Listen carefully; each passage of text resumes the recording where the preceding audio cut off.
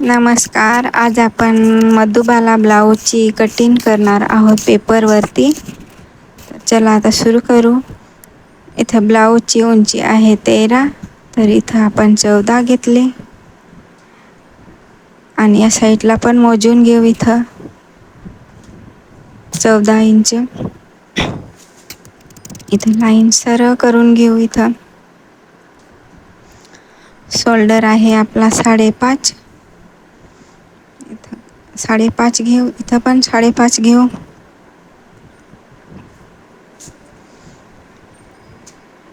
आणि इथं आर्महोल आहे 6 इंच. इथं पण मोजून घेऊ 6 इंच. बरोबर यायला पाहिजे असं बॉक्स तयार करून घेऊ. इथं आपण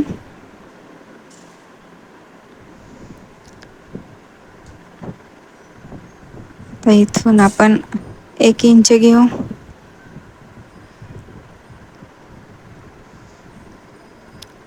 आणि असं टेप मोडायचं 3 इंच आणि इथं असं 9 इंच आहे तिथं खून करू आणि 1.5 इंच शिलाई घेऊ. इथं आता गोलाकार देऊन आपण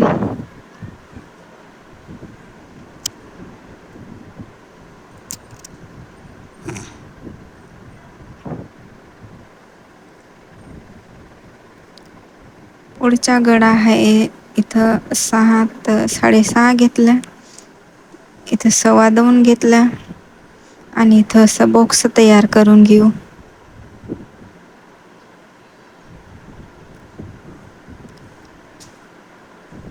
इथं 1.25 इंच घेऊ आपण आणि असं गोलाकार देऊ.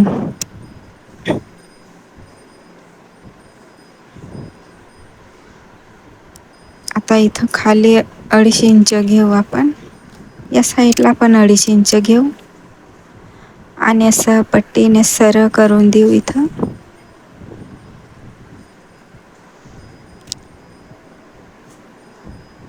फिटिंगची लाईन इथं आपण सरळ करून घेऊ असं. आता इथून आपण मोजू स्टक्स पॉइंट मोजू. तर 9 इंच आहे. इथं 9.5 घेऊ.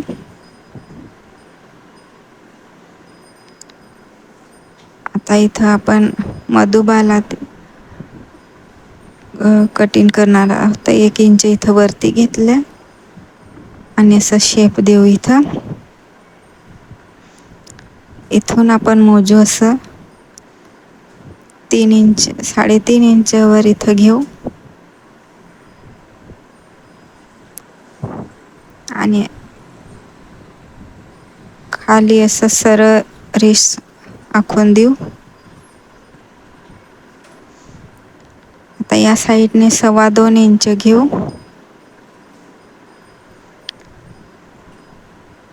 आणि इथून 5.5 घेऊ गळाच्या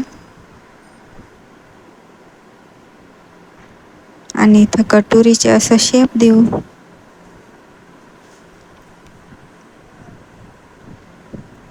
या साईडला पण असं आपण गोल आकार देऊ. इथं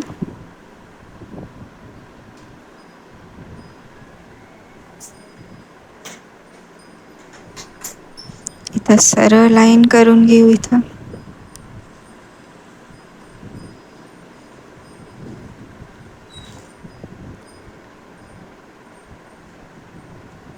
आता हे कटिंग करून घेऊ.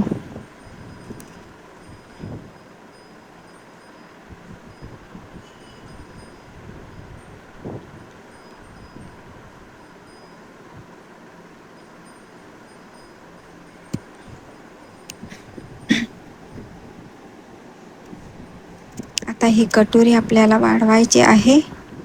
तर पहिले जशी आहे तसं आपण काढून घेऊ.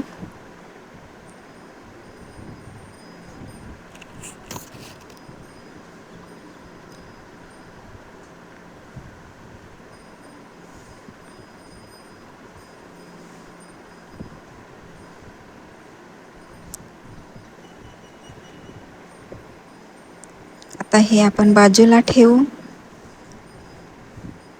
आणि 1 इंच इकडे घेऊ आणि 1 इंच या साईडला घेऊ. दोन्ही साईडला 1-1 इंच घेतले आणि इथं असं सरळ करून घेऊ.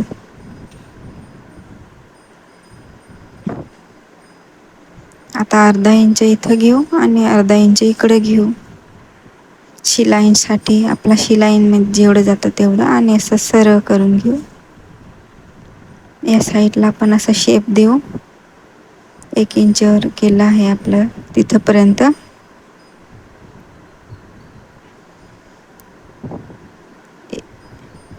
आता इथून आपण मध्य भाग काढू स्टकसाठी आणि इथं खाली 1 इंच घेऊ आणि इथं असं सरळ रेष करून घेऊ.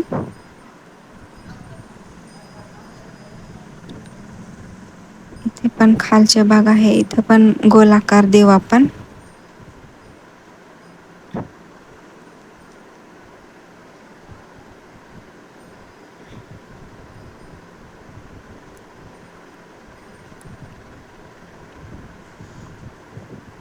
आता 1 इंच इथं घेऊ आणि 1 इंच ह्या साईडला घेऊ आणि असं पट्टीने आपण सरळ करून घेऊ.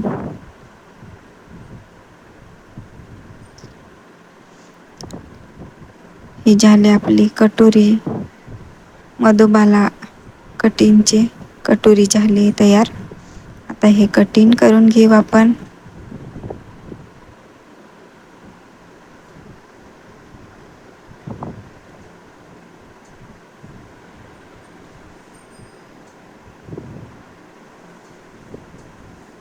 खूप सोपी पद्धत सांगितली आहे.